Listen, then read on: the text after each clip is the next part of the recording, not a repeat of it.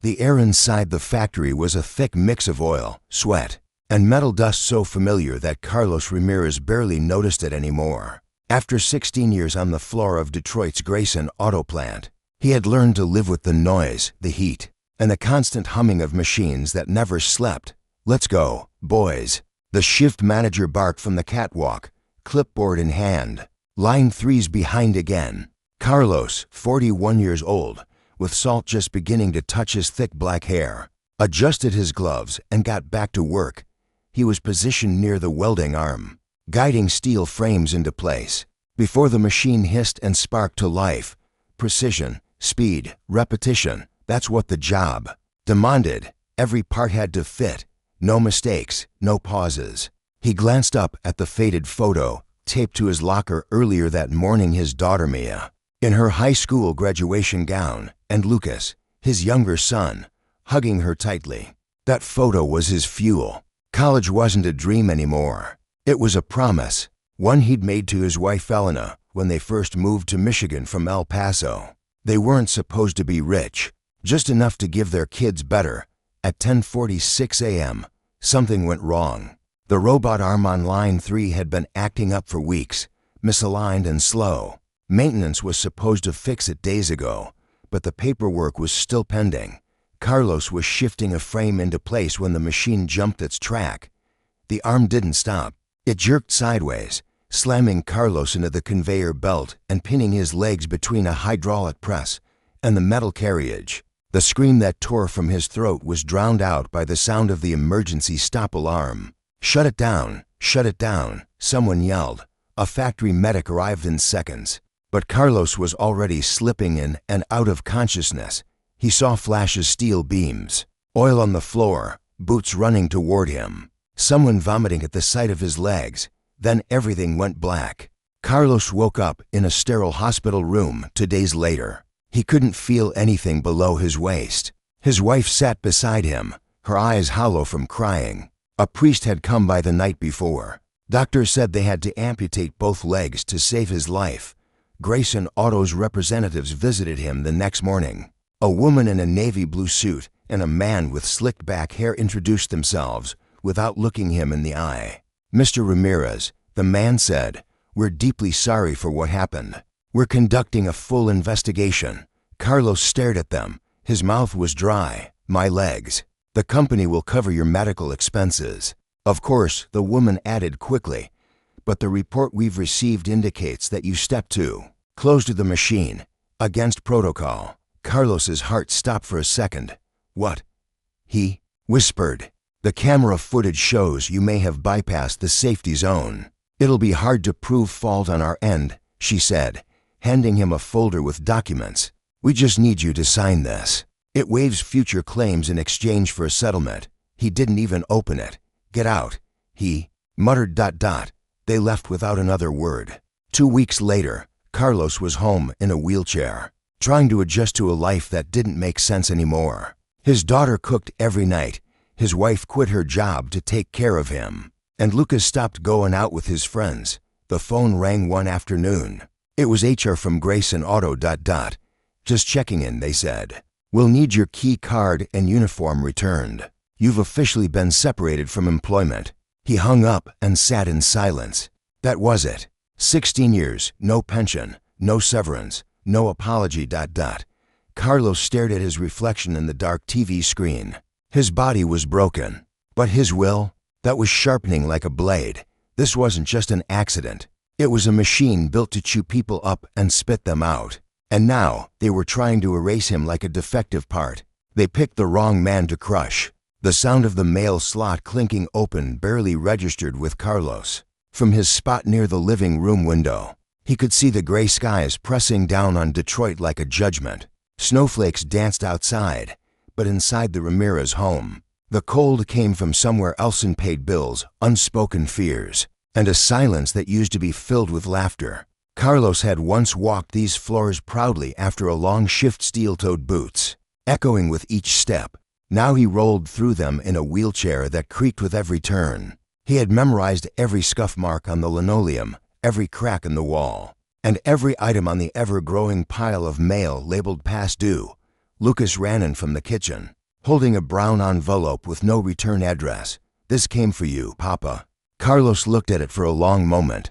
Something about the thickness, the weight, felt different. He slid his finger under the seal and pulled out a stack of printed documents.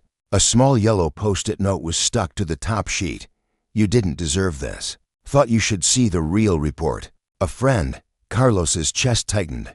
His fingers shook slightly as he began to read.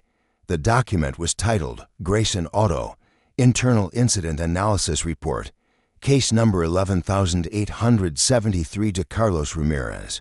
He'd seen the official report before, the one they gave him at the hospital. It was only 2 pages long and full of vague language about operator error and failure to maintain safe distance.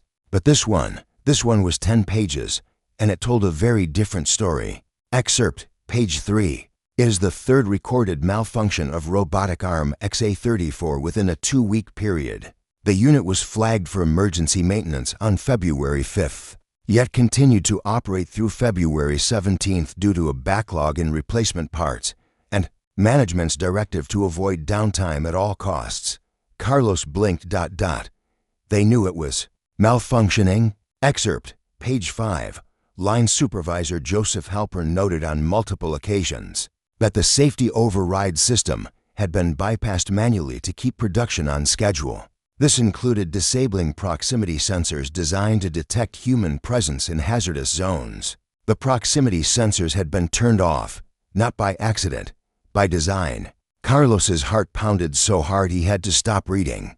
He wheeled himself to the kitchen and grabbed a glass of water with trembling hands. Elena was folding laundry at the table. "You okay?" she asked softly. Carlos didn't answer. He just handed her the stack of papers. As she read, her mouth tightened. By the end of page 6, she was crying. That night, Carlos sat alone in the dark, staring at his amputated legs.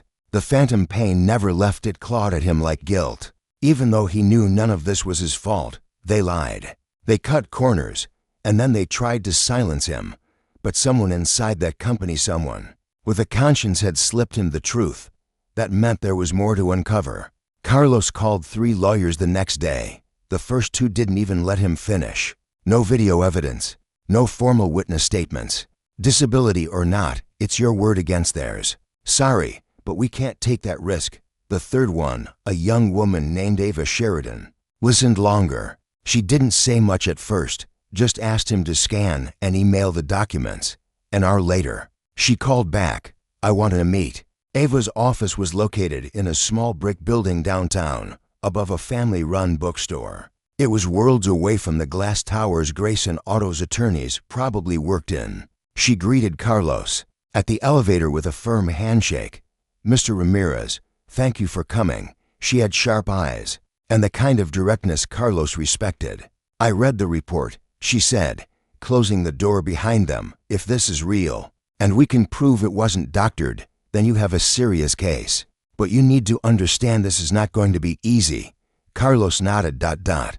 "Do you know who sent it?" she asked. "No idea," he said. "But whoever it was, they wanted me to see it." Ava leaned forward. "I need more. This document alone isn't enough. It helps, but we need someone from the inside, someone who'll testify.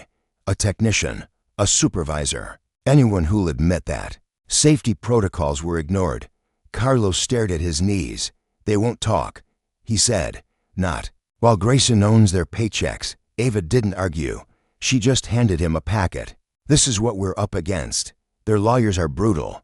They'll dig into your background, your finances, your medical history.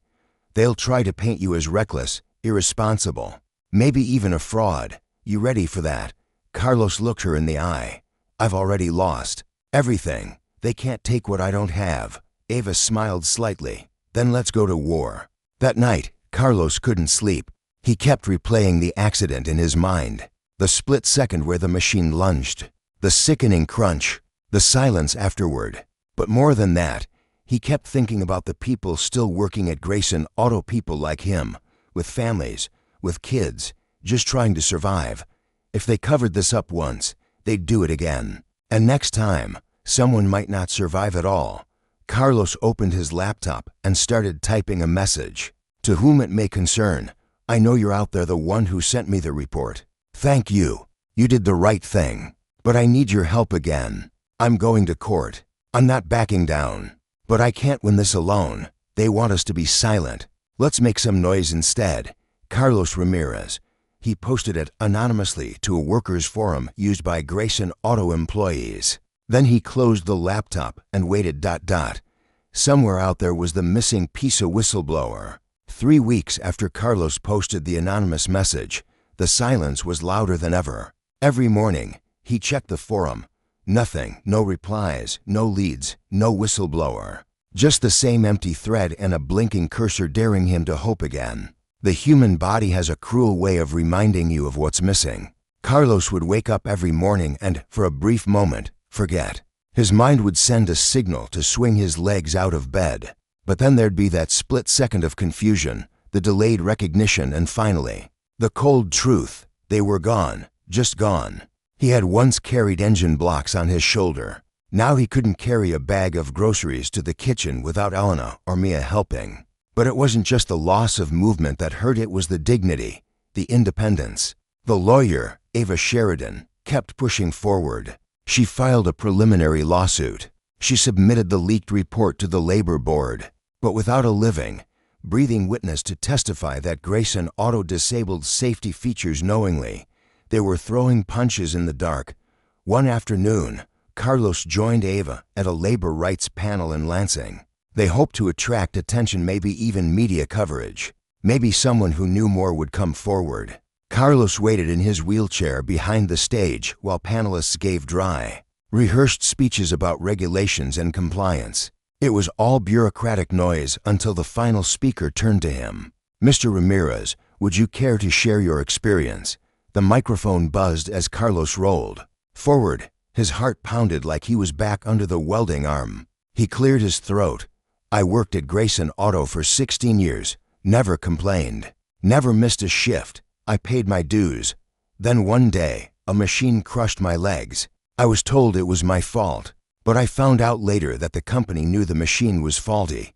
They kept it running anyway. He held up a copy of the leaked report. This document says it all. They disabled safety features to save time and money. Now I'm here, and they're still out there, untouched, protected. Because I don't have $1 million legal team or lobbyists. A murmur spread through the crowd. The camera lights clicked on. Someone was recording. Carlos took a breath. I'm not just fighting for me. I'm fighting for everyone who gets hurt on the job and gets thrown away like spare parts. The next day, Carlos's speech went viral on local news sites. Workers from across Michigan left comments, messages, even emails. Some thanked him. Some warned him. One message stood out. You're not wrong. I worked maintenance at Line 3. I saw it all. They told us not to log the malfunctions. I got fired when I pushed back. They made it look like I stole tools. I didn't. I can prove it. It was signed, M. Rivera. Carlos immediately called Ava. We got something, he said. Within hours, Ava tracked the man down. Marco Rivera, 38, was a former maintenance supervisor who had worked at Grayson Auto for 6 years. He met them at a diner on the outskirts of Detroit, visibly nervous. They'll come after me if I do this, he said. Carlos leaned forward. They already ruined my life. If they're going to ruin yours too, at least let it be for something that matters. Marco wiped his hands on a napkin. Then he reached into his coat and pulled out a flash drive. This has internal emails, maintenance logs. I backed everything up before I got fired. I was planning to go public a year ago. But I've got kids. Carlos nodded slowly. I do too. Back in Ava's office, they plugged in the drive and read through the files. One email from a senior manager made Ava stand up in disbelief. If we shut down every time a sensor blinks red, we'll never meet quota. Override it. Log it later. Another document showed that the robotic arm that injured Carlos had a known defect 3 models old. But Grayson had delayed upgrades because the new parts were cost prohibitive. That's it, Ava said. That's your smoking gun.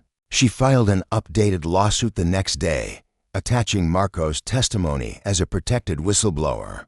They were going after Grayson not just for negligence but for criminal liability. That's when the threat started. Carlos found the first note tucked under his windshield wiper, scrawled in all caps, "Drop the case or else." The second was a voicemail. "You think a cripple's gonna win against a billion-dollar machine? Back off before someone else gets hurt." Elena wanted to pull the plug. She was scared, and rightly so. But Carlos refused. "You saw what they did to me," he told her. "If I don't finish this, I'll still be broken." Just in a different way. He filed a police report. Nothing came of it. The officer simply shrugged, probably just empty threats. But stay alert. That night, Carlos didn't sleep. Not from fear but from the weight of everything now riding on his shoulders. For the first time since the accident, he didn't feel helpless. He felt dangerous. Because now, they were afraid of him. In the following weeks, media outlets picked up the story. A former factory worker suing one of the largest auto corporations in America. David versus Goliath. Reborn, they interviewed Carlos, then Elena, then Ava. But the spotlight came at a price. Grayson's legal team responded with brutal precision. They released edited security footage, showing Carlos moving erratically near the machine. They highlighted his lack of formal safety training, despite 16 years on the job. One article quoted a company rep claiming Carlos had a history of ignoring protocols. None of it was true, but mud sticks, even when it's thrown by a guilty hand. The court scheduled the first pre-trial hearing. Grayson's lawyers requested a dismissal, citing insufficient evidence and reputational damage. Ava filed an injunction, demanding they release all factory camera footage, not just the edited clips. Carlos stared at the calendar in her office. "What happens if they bury us in court?" he asked. Ava folded her arms. "Then we make noise. We go louder, higher. They want this buried. That's their weakness. So we keep digging." Carlos smiled faintly. "I used to fix machines," he said. "I know how systems break. You apply pressure to the right joint and even the biggest engine seizes up." The courtroom was still weeks away, but the war had already begun. Carlos sat in his wheelchair, facing the rising stack of documents on Ava's desk. Grayson Auto's lawyers had buried them into 1,800 pages of corporate records, almost all of them redacted, scrambled, or irrelevant. It was the oldest trick in the book. Overwhelm the opposition with paperwork and hope they drown in it. "They want us exhausted," Ava muttered. "They want you to break before the first gavel hits." "I'm not breaking," Carlos said, staring at the grainy black and white footage of the accident. It had taken them 3 subpoenas just to get 30 seconds of raw, unedited video. And yet, even that small window showed the truth. The emergency brake never triggered. What it didn't show was why. Marco Rivera's whistleblowing had given them a crack in the wall. But cracks weren't enough. They needed a breach, something undeniable, something that couldn't be spun by corporate PR. Then, late one Wednesday night, Ava received an encrypted message through her legal hotline. "I worked in systems compliance at Grayson Auto. What happened to Mr. Ramirez was no accident. If you can protect me, I'll give you everything." It was signed only, EK. 2 days later, Ava and Carlos met the mysterious contact in a parking structure across from a shuttered Kmart in Southfield. The woman who stepped out of the shadows wore a heavy coat and sunglasses. Though it was nearly dusk. "Emily Knight," she said, lowering the sunglasses just enough to reveal tired, weary eyes. "I'm not a hero. I just can't sleep anymore." Carlos nodded slowly. "That makes 2 of us." Emily had worked in Grayson Auto's compliance division for years. She wasn't just a desk worker, she was in charge of safety logs, inspection schedules, and report suppression. She didn't know what had happened to Carlos until his name started appearing in risk assessment, meetings she wasn't even invited to. "I knew they were hiding something, but when I tried to pull the full maintenance logs for line 3, I got locked out of the system. My supervisor told me to forget the file even existed. That's when I knew." Ava asked the question gently. "Do you have proof?" Emily looked over her shoulder, then opened her messenger bag. Inside was a slim silver laptop, wrapped in cloth like a weapon. "This is my work terminal. I cloned the hard drive before I quit. All of it, emails, schedules, Digital sign-offs, even audio from internal calls. The brake override code was manually disabled. By name, Carlos felt the breath leave his lungs. He hadn't even considered that it could have been. That's specific, personal. Who, he asked, voice dry. Emily took a beat. One of the VPs, Harlan Beck. He's not just an executive. He's the guy who authorized the skip safety initiative during high-demand quarters. Ava's jaw clenched. That's criminal negligence. Maybe worse. Carlos looked at Emily. Why now? She hesitated. Because after you went public, someone from legal sent me a non-disclosure reminder. Only, it came with a cash offer. $20,000 to stay silent. She looked away. That's not a reminder. That's a bribe. The evidence was explosive. Ava immediately contacted the Michigan Attorney General's office and filed a new motion in court, this time demanding criminal investigation into executive-level misconduct. Emily's name was sealed under whistleblower protections, and her hard drive was forensically mirrored by digital evidence specialists. What they found made even seasoned prosecutors pause. Emails between senior staff openly mocked OSHA guidelines. Phrases like roll the dice, let the line run, and kill switch delay approved painted a picture of ruthless cost-cutting.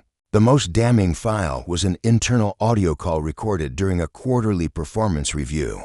Harlan Beck, VP of Manufacturing. The Ramirez incident, that's unfortunate. But his shift lead shouldn't have flagged the override in the log. Rookie mistake. Make sure those forms go through the compliance filter before upload next time. It was clear. They knew. They discussed it. They planned around it. Carlos stared at the transcript in silence. Elena stood behind him, one hand on his shoulder. They talked about it like it was a speed bump. He whispered. Like I was a glitch in the system. The case exploded in the media. News outlets from New York to Los Angeles picked it up. Workers across the country shared their own stories of injury, cover-up, and corporate betrayal. For the first time, Carlos was no longer alone. But the attention had its price. Carlos's front window was smashed late one night. A brick wrapped in duct tape landed in his living room with a note. You made this worse for everyone. Stop. The police took a report, but offered no protection. Ava hired private security for Carlos and his family to off-duty veterans who parked outside in a beat-up Chevy Tahoe. The lawsuit now included criminal liability, negligence, fraud, and retaliation. Grayson Auto tried to get it dismissed, claiming unauthorized evidence and unreliable witnesses. The judge, under intense public scrutiny, denied the motion. This is going to trial, he declared. Carlos didn't smile. He just nodded. Finally, back at home, Carlos stared at himself in the mirror. The man who looked back at him wasn't the same factory worker who had once laughed through long shifts and came home greasy and proud. This man had shadows under his eyes, surgical scars, rage wrapped in calm. You still with me? Elena asked, appearing in the doorway. Carlos turned to her. I wasn't. Not for a long time. But now I am. All the way. She kissed him gently. Then let's finish what they started. The Ramirez home no longer felt like a home, it was a war room. Stacks of depositions, printouts of court filings, and notes covered the dining table. The walls held sticky notes with names, dates, questions. A whiteboard in the corner read only one thing in bold marker. They knew, and they did it anyway. Carlos sat in his wheelchair across from Ava, who hadn't slept more than 4 hours a night in weeks. The trial was 3 weeks away, and the stakes had never been higher. Emily Knight's whistleblowing had triggered a federal inquiry, and yet Grayson Auto's legal army kept firing back with motions, distractions, and intimidation tactics. They've filed a motion to exclude Emily's testimony, Ava said, scrolling through her tablet. They're arguing her data was obtained illegally. If the judge agrees, we lose the most important part of our case. Carlos's hands tightened on the wheels of his chair. She risked everything for us. I know, and I won't let them silence her. But we need backup. Juries don't trust documents alone. They trust people. We need faces, voices, other workers, survivors, witnesses. Carlos nodded slowly. I might know someone. A week later, in a small Mexican restaurant on the outskirts of Detroit, Carlos met with Reynaldo Cruz, a former line technician who had worked on the same floor. He was gaunt, missing 3 fingers on his left hand, lost in an unrelated machine jam. He'd settled for $8,000 in silence years ago. They bought me cheap, Reynaldo admitted. Eyes focused on his untouched coffee. Said if I talked, I'd never work again. Carlos leaned in. And did you? Reynaldo shook his head. I've been blackballed from every factory in the state. He took a deep breath and looked Carlos in the eye. I'll testify. I saw them disable the brake. The supervisor said it was just temporary, but it stayed off for over a month. I didn't say anything then, but I will now. The witness list began to grow. For former employees, 1 retired engineer, and to OSHA inspectors who had been denied access to the factory floor under emergency protocol policies. Each had a piece of the puzzle, and Ava began to stitch the story together like a surgeon working against the clock. But Grayson Auto wasn't sitting idle. One morning, as Ava arrived at her office, she found a letter slipped under the door. No envelope, no signature. Drop the case, or we find your family's address. That same day, Carlos's daughter Mariana, now 17, was followed home from school by a black SUV. The police called it a coincidence. Ava called it war. She held a press conference that night on the courthouse steps, flanked by Carlos and the witnesses. Her voice didn't shake. We will not be intimidated. We will not be silenced. My client lost his legs because Grayson Auto chose profit over people. We will prove it. In court, in daylight, with the whole nation watching. The video went viral. Within 48 hours, national outlets requested interviews. Hashtags like #Justice for Carlos and #SpareNoMore trended on Twitter. Donations poured in from unions, civil rights groups, and everyday citizens who'd seen too many stories like his. Carlos didn't care about the noise. He cared about winning. Trial prep consumed every minute. Ava hired a litigation strategist to paralegals and a forensic economist to analyze the long-term financial impact of Carlos's injuries, not just for him, but for his family, including the education his children would never afford now. They estimated the real damage at $4.2 million. Grayson Auto's legal team offered a settlement of $300,000. Carlos didn't even blink. They think that's my price, Ava smiled grimly. They think everyone has one. 3 nights before the trial, Carlos couldn't sleep. He rolled his chair out onto the porch and stared at the quiet street. His legs still ached, ghost pain, the doctors called it. But he knew better. They weren't just nerves misfiring.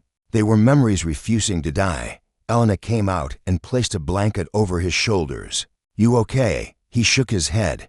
I'm scared. Not for me. For the kids, for you. She knelt beside him. We've already survived the worst part. You're still here. You're still fighting. That's what they'll remember. Carlos looked down.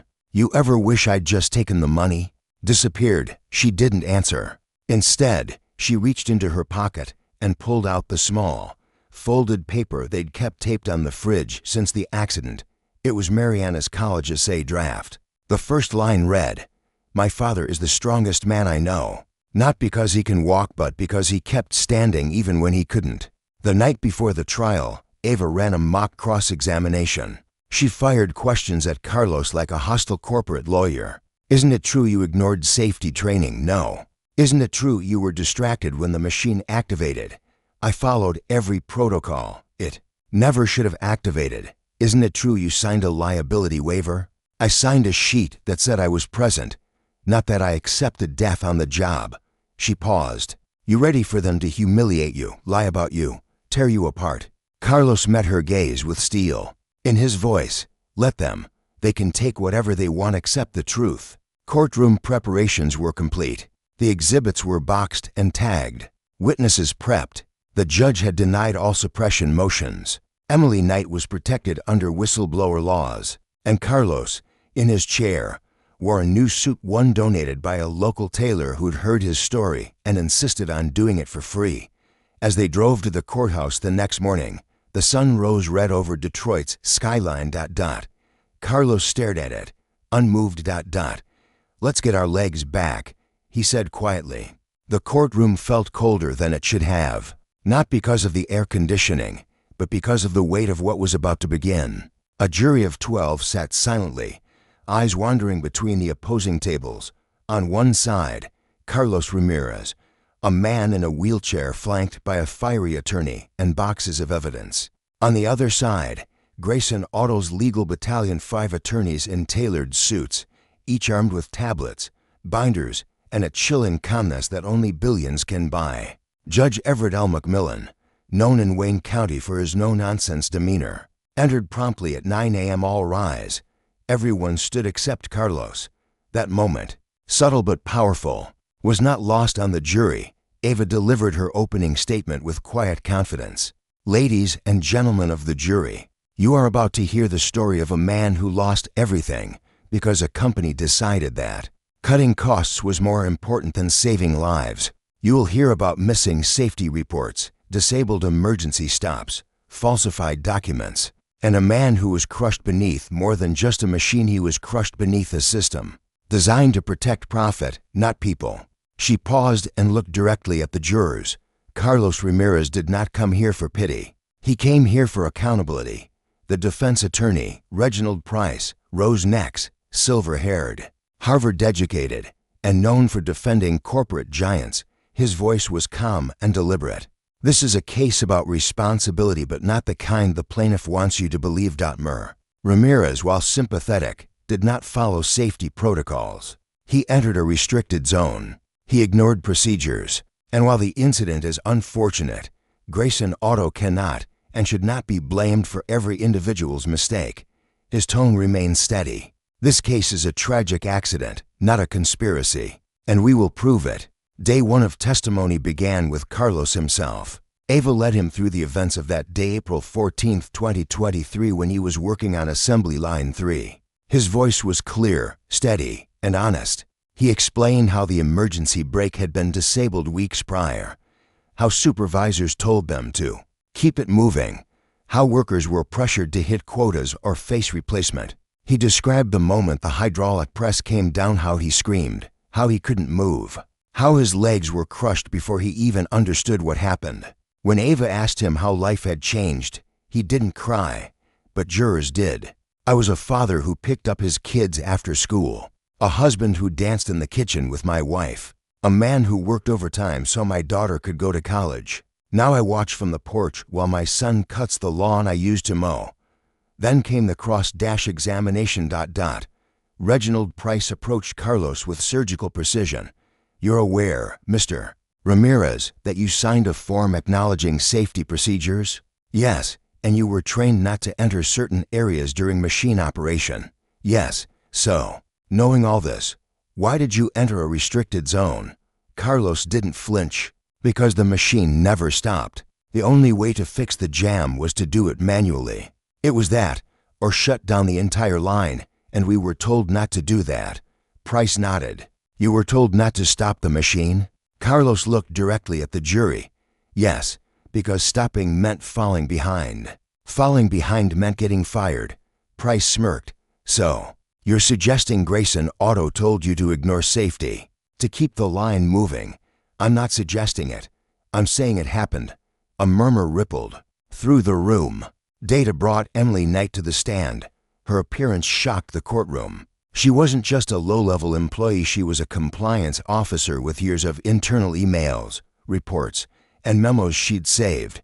Ava moved quickly through her direct examination. Emily testified that she'd repeatedly warned supervisors about disabled safety mechanisms, that she had filed 5 reports in the months leading up to Carlos's injury, all ignored, some mysteriously deleted. Then Ava displayed an internal memo on the courtroom screen, dated March 3, 2023. Temporarily disable e-stop on AL3. Sensor issue will delay output. Priority, meet quota by end of Q1. Signed by a Grayson Auto executive. The jury went still. The defense countered with a digital forensic expert who attempted to discredit Emily's files, suggesting they may have been altered post-export. But Ava was ready. She called a cybersecurity analyst who verified metadata timestamps and chain of custody. The judge allowed Emily's testimony and evidence to stand. Grayson Auto began to sweat. Day 3 and foresaw a parade of former employees testify. One man broke down describing how he, too, had been injured and paid off with a non-disclosure agreement. Another admitted to lying on incident reports out of fear. They had a playbook. He said, blame the worker, deny responsibility, settle if cheap, silence if loud. Grayson Auto's attorneys objected repeatedly on relevance, hearsay, speculation, but most were overruled. Judge McMillan had seen enough corporate trials to recognize a pattern. By day 5, Ava had built a wall of truth, but now it was time for the corporate counterattack. Grayson Auto's team shifted gears. They brought in economists who painted the company as job creators, whose reputation was under unfair attack. They introduced character witnesses who spoke of Carlos's short temper, his occasional lateness, and even a misdemeanor from his 20s. Ava objected. The judge sustained. Still, the seeds were planted. In their closing arguments, Grayson's attorneys emphasized personal accountability and individual decision-making. They ended with, if companies are punished every time someone breaks the rules, then the rules cease to matter. Ava stood for her final rebuttal. Her voice was calm but thunderous. Let's talk about rules. Rules that were bent. Rules that were erased. Rules that were broken by people in suits who never stepped foot on the factory floor. She walked to Carlos and placed a hand on his chair. This man followed the rules. He clocked in. He obeyed orders. He worked 12-hour shifts to give his kids a better life. And for that, he was chewed up by a machine the company knew was unsafe and then blamed for it. She turned to the jury.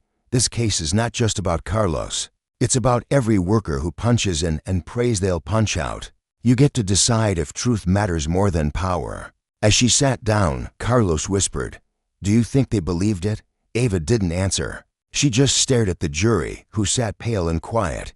The storm was over. Now came the verdict. The courthouse was still as a mausoleum. Carlos sat in silence, his fingers intertwined, knuckles white. Ava to his left, his wife Rosa to his right. Behind them, the courtroom benches were packed. Journalists, activists, workers from nearby factories, people in wheelchairs, students, families. This was no longer just Carlos's trial. It had become a symbol. At precisely 16 p.m., after 4 days of deliberation, the jury returned. 12 people diverse in age, race, background walked in with somber expressions. Not a glance exchanged. That alone told Ava everything. Judge McMillan looked over his glasses. Madam Foreperson, has the jury reached a verdict? Yes, Your Honor, the woman said, her voice steady. She passed the folded slip of paper to the bailiff. He handed it to the judge. The seconds dragged like hours as McMillan read silently, lips tightening. Then, in the matter of Carlos Ramirez versus Grayson Automotive Corporation, we the jury find in favor of the plaintiff, Mr. Carlos Ramirez. A sudden gasp echoed in the room. Carlos froze. Tears welled up in Rosa's eyes. Ava let out a quiet exhale. But it wasn't over. The foreperson continued. We award compensatory damages in the amount of $18.7 million and punitive damages in the amount of $62 million. A reporter dropped her pen. Gasps turned to full-on gasps, then scattered applause before Judge McMillan slammed his gavel once. This is a courtroom, not a theater. But even he couldn't hide the flicker of satisfaction in his eyes. Carlos, speechless, leaned forward and lowered his head into his hands. His shoulders trembled not from grief this time, but from relief, from justice. Ava placed her hand on his back. You did it. She whispered. You changed everything. 2 days later, the Ramirez home, modest and clean, felt alive again. Friends dropped off food. Neighbors honked their horns in support. News vans had finally stopped parking outside. Carlos wheeled himself onto the porch, watching his kids ride their bikes. Rosa came outside, 2 mugs of coffee in her hand. He took one. Feels like a dream. It's real, she said softly. Carlos stared at the horizon. I didn't think we'd win. Not really. Not against them. You didn't. Just win, Carlos, she said. You survived. That's the real victory. 1 week later, Ava in Washington, D.C. Ava stood before the House Committee on Labor and Safety, holding up a printed copy of the Ramirez versus Grayson verdict. This is more than a case. It's a warning shot. Corporations need to know that cutting corners can cost lives and eventually, it can cost them millions. One congresswoman nodded. We're drafting new legislation. Your case may be the beginning of something bigger. Ava smirked. Let's make sure it is. Back in Detroit, Grayson headquarters, the fallout came fast. Grayson Auto's CEO, Mitchell Crane, was forced to resign after leaked emails showed he approved the deactivation of safety protocols. To meet Q1 targets, stock prices fell 18% in 2 days. The board scrambled to manage investor panic. OSHA launched a full-scale investigation. For additional factories were cited for violations. Lawsuits piled up former employees, families of injured workers, whistleblowers with NDA breaches. Carlos Ramirez had become a name they couldn't bury. A final interview, local news, Channel 7 Detroit. The interviewer asked, Mr. Ramirez, what do you want people to remember most about this trial? Carlos looked into the camera. No script, no cue cards, just a man, broken and rebuilt. I want them to remember that we're not disposable. We're not parts on a machine. We're fathers, mothers, people who clock in with dreams and clock out with sore backs and bills. I lost my legs, but I found my voice. And sometimes, that's the only thing that can scare the powerful. Epilogue, 1 year later. A bronze plaque now hangs outside the Detroit Workers' Rights Center. Funded by part of the settlement, it reads, in honor of Carlos Ramirez and every worker who stood when they couldn't. Justice rolls forward, even when the wheels are broken. Carlos teaches part-time at a community college occupational safety and labor law. His daughter, Sophia, starts college next fall on a full scholarship. Ava continues to take pro bono cases, now with 3 junior attorneys under her wing. Grayson Auto, still in business, but with an oversight board breathing down their necks. Change came slowly, but it came. Final message, sometimes, a man's strongest step forward comes after he can no longer walk.